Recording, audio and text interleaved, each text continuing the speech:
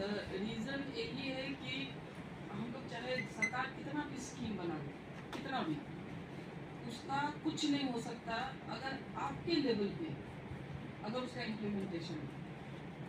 बहुत बड़े बड़े स्कीम्स आ रहे हैं, हमारे नालसा की तरफ से आ रहे हैं, हमारे बाकी सरकार की तरफ से भी होते हैं, लेकिन वो सबसे निचले तबके तक तब तक नहीं पहुंचेंगे जब तक आप एफर्ट्स नहीं कीजिएगा, क्योंकि उनको पता भी नहीं होता है। जैसे हमने कहा अभी, जैसे स्टार्ट करते हैं लोकल में, क्या है, बहुत जो गांव के लोग हैं जो बहुत पिछड़े हैं और मोस्टली गांव के ही केसेस हैं, बहुत विलेज से लोग आते हैं, उनको ये पता ही नहीं कि लोक अदालत में बिना वकील, बिना पैसा और एक दिन में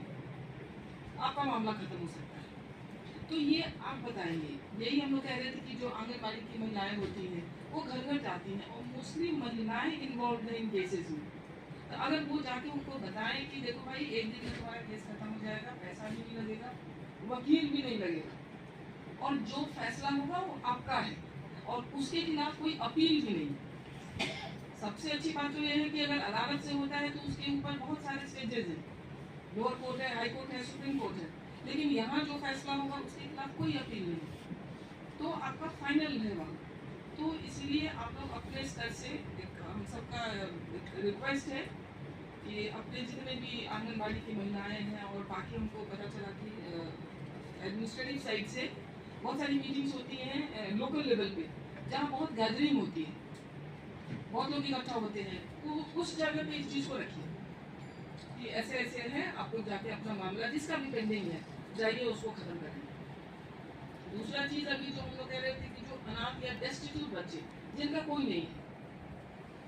तो वो अगर आपको कहीं भी मिलते हैं, आप राह चलते मिल रहे हो, किसी गाँव में हो, चाहे कहीं भी,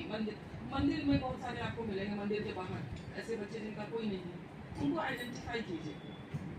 और जब सरकार उनको वो बेनिफिट्स दे सकती है, सिर्फ उनका क्या है, आइडेंटिफिकेशन ज़रूरी है, तो उसका काम आप करें। आप उनको आइडेंटिफाई करके लाइए, हम लोग उसका आधार बनवाएंगे, आधार के बाद जो भी उसके बेनिफिट्स हैं वो उनको मिलेंगे। उसी तरीके अपाहिज बच्चे, अपाहिज भी बहुत सारे होते हैं ना, जो किसी न किसी तरीके से डिसेबल्ड हैं,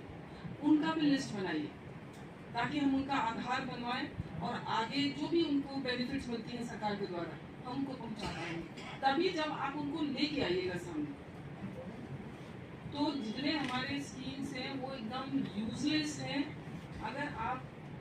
अपने लेवल पे काम करके उनको लेके नहीं आते। It's all on paper.